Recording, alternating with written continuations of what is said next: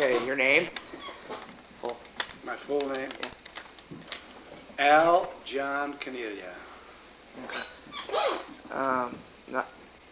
Nanu, what was your childhood like? What was my growing up? Yeah.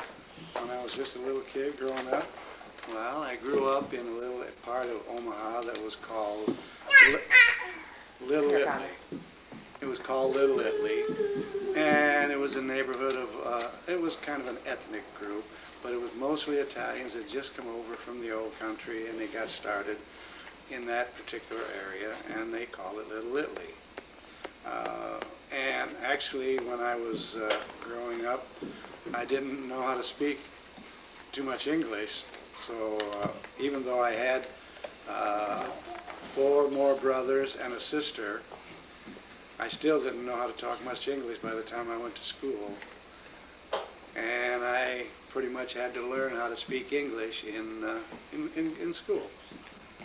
Okay, you said you had, what were your siblings' names? And Oh, I had 4 brothers and 1 sister. My sister being the oldest, her name was Grace. The next was my brother Ross, actually in Italian, that's Rosario. And the next brother was Lou, and in Italian that would be Luigi. And my other brother was, we called him Eli, but his real name was Nunzio. He was born on what was called Annunciation Day, and back in them days, they were pretty superstitious, and so his real name was Nunzio, but he went by Eli.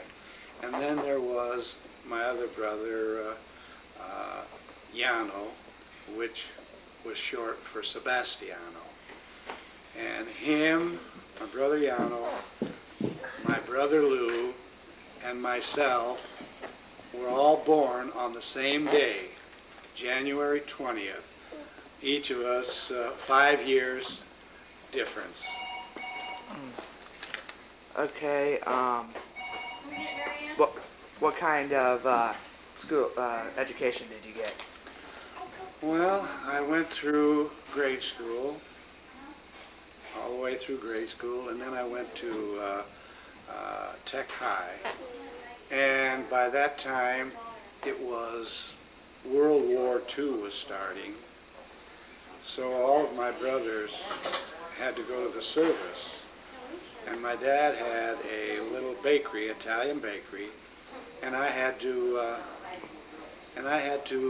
pretty much run the bakery. So I was going to school. First I would get up and deliver bread to the different grocery stores and restaurants at that time, and then I'd go to school from 1 o'clock to 4 o'clock. Then I'd come home at 5 o'clock. I would help Dad in the bakery baking the bread until about midnight, and then start the sequence all over. So I was actually a senior, but being I didn't get to go to school for the whole time, I only had like junior credits. So at that time, the principal called me down and told me that, and he knew that I was working all those hours, and he told me he thought it might be better if I delayed my education till afterwards, which I did. And I talked to my dad, and he decided that it's best that I just work with him and really not get sick by working all the hours and going to school. So I quit in my junior year of high school. Did you ever finish? No, I never did finish, and that's one regret I've had. I've always wanted to get a diploma in high school, but I was really too busy making a living and stuff, and it's no excuse, but that's what happened. Were you in the Depression at all? Do you have any recollection of that? Well, when you're growing up in that, yeah, I was born in 1929, and that's the year the Depression started. But when you're growing up and everybody around you is poor, you don't realize that we were happy. I had a happy home life. My parents always had something going. They had the bakery, or my dad had a lot of little different businesses that he was doing, so I really never knew we were poor. But we were very poor, but we never really wanted for anything. And I don't really remember so much of the Depression. Did you have any military service at all? No, all my four brothers went, and I was ready to go, and they stopped drafting by the time I was old enough to be going in there.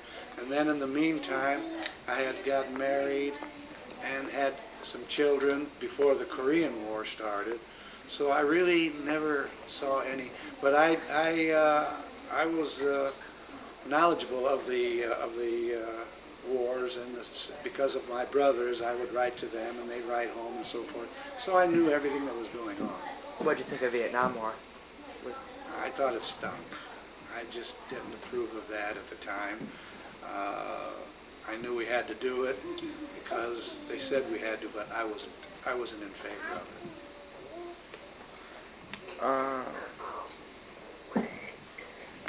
it. How did you and Nanu meet? That's a pretty good story.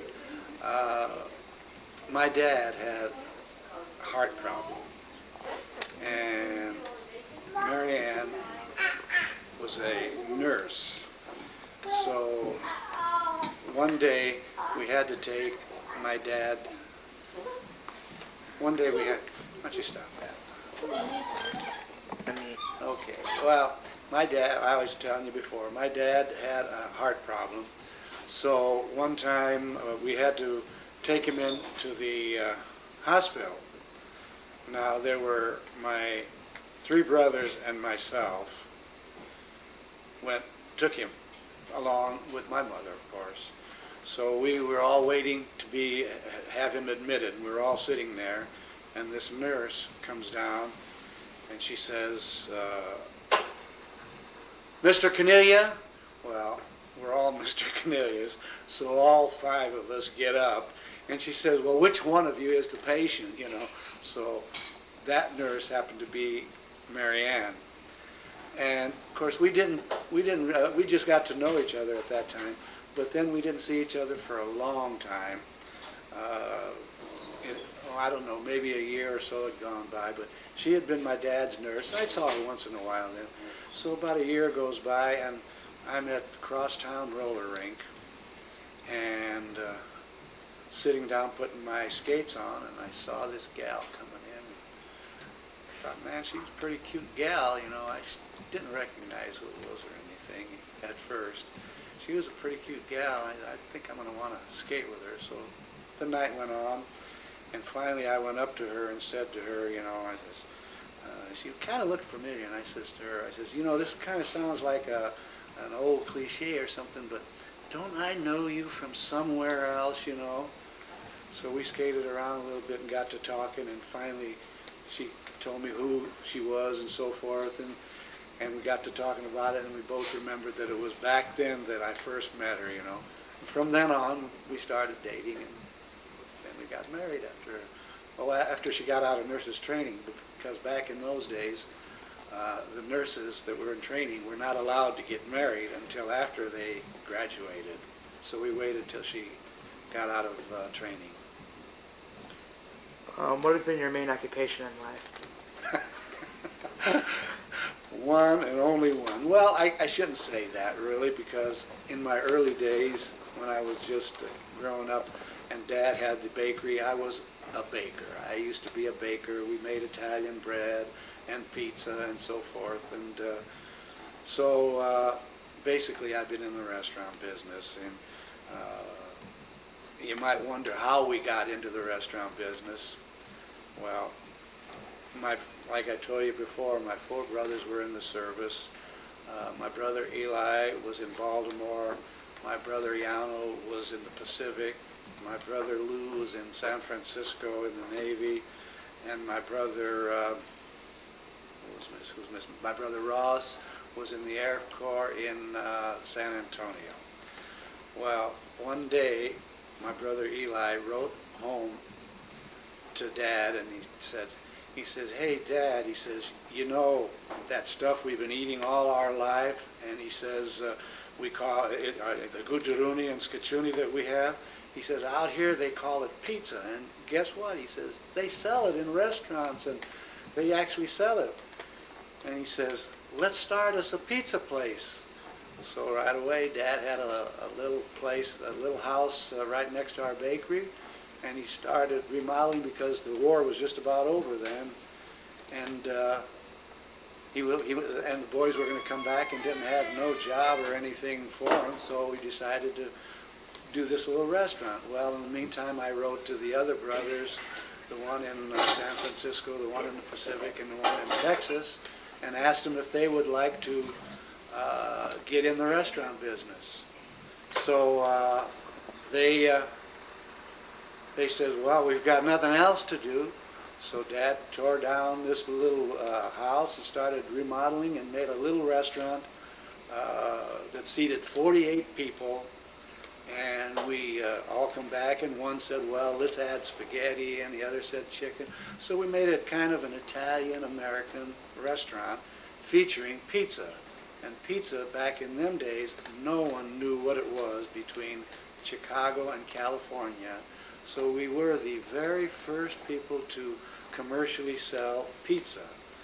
And in fact, we called our place Caniglia Pizzeria. And we spelt pizzeria, because we didn't even know how to, we'd never seen the word before and everything. So we spelled the word Pizzaria. Well, actually that's wrong. It's Pizzeria. But until this day, I think the people in our area still spell it with an A. But that's how we got into the restaurant business, and the first year it just got so popular because it was just it seemed like the food that people wanted. And that first year, we must have got thousands of phone calls calling, what is this thing that everybody's talking about called pizza? And we'd explain the whole thing. And then Dad, right away, the first year we had seated 48, and then he added another room to it, and that wasn't big enough, and then he added another room to it, and then the next thing we knew, it was right next to our house, so he had to move the house, move it to another location, and added another room to it. So I think the restaurant now seats over 400 and some people. It's still there? It's still there, you bet, and doing very, very well. Who runs that? My oldest brother, until just recently, passed away, but his 3 sons run the restaurant for him. And as far as that goes, the sons of my other brother run his restaurant, and my other brother also has a restaurant with his sons running it. And of course, my son is running our restaurant. How many restaurants have you had in it since the first one? Personally? Like ones that you've run, or my own? or Let's see. with your brothers where you've been? We've had probably a total of probably about 12 restaurants totally. Not all running at one time. The most we had going at one time was 8. But altogether, with some that we've opened and closed and so forth, or sold, about 12. Which has been your most successful? Well, I have to say the most successful restaurant we had was the original one, and then the next that I was personally involved with was the Top of the World, which was on top of the Woodman Tower. We ran that, I say we, that would be myself, my son John, and my wife Mary Ann, and my son-in-law Bob. Ran that for about 15 years. And that was really very successful for us, for me personally. And then I had a restaurant, the Drawing Room in Millard, which was very, very successful for us. So we've had quite a few of them that have gone over real, real good. What has been your favorite decade of your life? Well, I would have to say that I enjoyed the 60s and 70s very, very much. Of course, I was a lot younger. I was doing a lot of work, but everything came nice. I was very successful in my business, and I enjoyed those years. Why? Well, just for what I just told you. I mean, I was younger. I was able to enjoy things. I was very successful in business. I was raising my family, and I'm real proud of my family. That's about it. How many children do you have? Names? Four children, 3 girls and a boy. Laura being the oldest, Joan, then my son, John. Actually, he's Al John Jr., but in the delivery room, not in the delivery room, in the recovery room, I compromised with my wife, and she didn't really want to call him Al, but I wanted an Al Jr., so she says, well, if you call him John, so that's why he goes by John instead of Al. And my youngest daughter, Linda.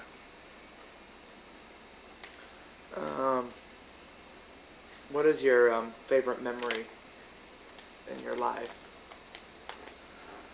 Well, I have a lot of favorite memories, but one thing that I always remember is when we were, and it's not a favorite, but it's just a memory that always sticks in my mind, is when we were bombed by at Pearl Harbor, the year we were bombed. I was just 13 years old, and I was in the Orpheum Theater in Omaha. And all of a sudden, over the speaker, they stopped the show, and they announced the Japanese have just bombed Pearl Harbor. Would all military personnel please report to their bases, you know? And I thought, my goodness, there's airplanes out in the air, but we ran outside looking up in the air thinking that we were being bombed. We didn't know where Pearl Harbor was, had no idea. We thought, so all of us, kids run outside looking for airplanes being bombed, and we ran home and we told our parents, we're being bombed, and it's not something that I, really relish, but it's something that has really stuck in my mind. I remember that so clear. Do you have a memory that's been like your one that you're most happy with? Or? Well, I was pretty happy when I at first I had 2 girls and I was happy, but I always wanted a son. And when my son was born, that was really one of my happiest days. What was your first car? My first car, my very own first car. Well, I had my dad's 1937 Plymouth. He let me have his 1937 Plymouth. And then my very first car that I bought on my own was a 1948 Studebaker. Nice beige 1948 Studebaker. What is it? What year or how old were you when you got that? I was 18 years old. I remember that real clear because that year, a few guys and myself drove to California. I had some relations out in California, and there was 2 carloads of us guys drove to California, and I drove my 1948 Studebaker out, and I turned 19 when I was in California.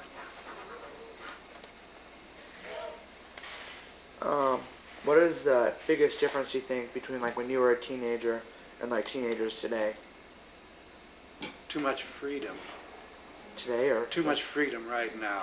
Yeah, too much freedom today. There's there's not enough, I don't think, I mean, this is my opinion, but I think the parents let the teenagers and stuff get and do a little more than we were able to do back then. Just a little bit too much freedom. Was this from like your grandchildren's type thing, or is it from like just what you read in the newspaper? No, it's just from what I see. You know, I've been in this business, in the restaurant business, and I've been around a lot of young people, and I see what's going on. It has nothing to do with my personal family or anything of that sort.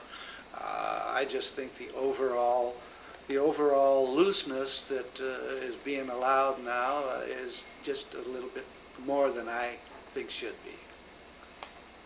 Where were you when World War II ended? When World War II ended, I was in Omaha, and I was working in the bakery with my dad. And I remember when they announced that the World War II ended, we all drove to downtown, and the whole downtown, which at that time was the 16th and near 16th and Farnham, the whole area was completely filled with people and soldiers and everybody just dancing and hugging and kissing and screaming. It was just a big, everybody did that for probably 10 or 15 hours, just celebrating it. Where were you when Kennedy was shot? Oh, I was working at the restaurant, the original pizzeria. I remember hearing that news when we heard it, and it came over the television. It was devastating. It felt like I lost a brother or somebody that was personal in the family. But one thing that kept me from, you know, you figure, gee, somebody like that, everything is going to fall apart. But my dad always told me that there's always somebody to replace somebody. Because in my growing up days, there was two things. There was two people that were instrumental in my whole life. Pope Pius XII, I thought he was going to be the Pope forever because he was Pope through all those years, and President Franklin Roosevelt. When he died, I thought, oh, and he died during the World War II. I thought, oh, we're going to lose this whole thing. Everything's going to go to pot. And my dad said, he's a great man, and everybody's going to miss him, but there's always somebody that will replace him. So I felt real bad when Kennedy was assassinated, but I always thought of what my dad said, there'll always be somebody else that'll replace him. Who's been your favorite president through your... Roosevelt. Roosevelt? Because he's the one I grew up with. I thought there was never going to be another president. He was 4 terms, you know. Mm-hmm. And all my growing up days, I thought Pope Pius would be the Pope forever, Roosevelt would be the president forever, and Joe DiMaggio would keep hitting runs and hitting hits forever. I thought those 3 people were going to be forever.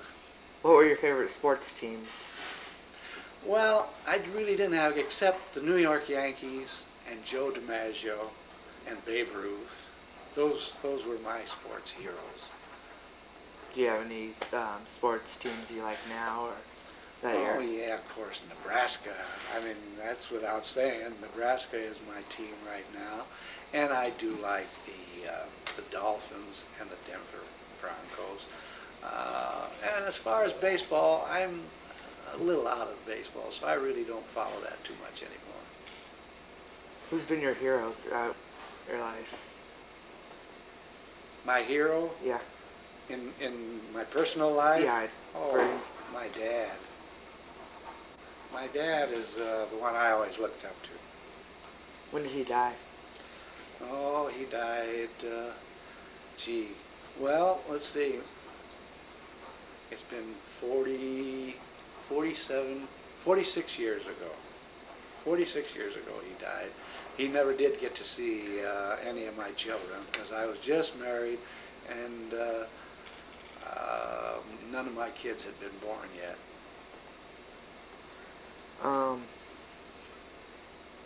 What's your advice to teenagers today? Slow up. Slow up. Don't go too fast. Don't grow too fast. Stay young and enjoy things and stay away from the drugs and that type of stuff. Okay. Advice to teenager. Okay, what's one thing that you would change in your life? Well, in my personal life, I don't believe I'd change anything. I was happy with the work I was doing. I'm happy with my marriage. The one thing, if I could have changed or could have done differently, would have been the time I took a course at UNO in stocks. And my teacher happened to be Mr. Warren Buffett, who, of course, I think everybody's heard of Warren Buffett now, but at that time he was just starting out. And he was starting his investment company and gave me the opportunity to invest in his company. He needed about 10 or 12 people to start, and the investment would have been $10,000, which I could have given him, but he didn't really look like he was that sharp of a fellow. I knew he was pretty smart in stocks, but I just didn't want to risk my $10,000 with him.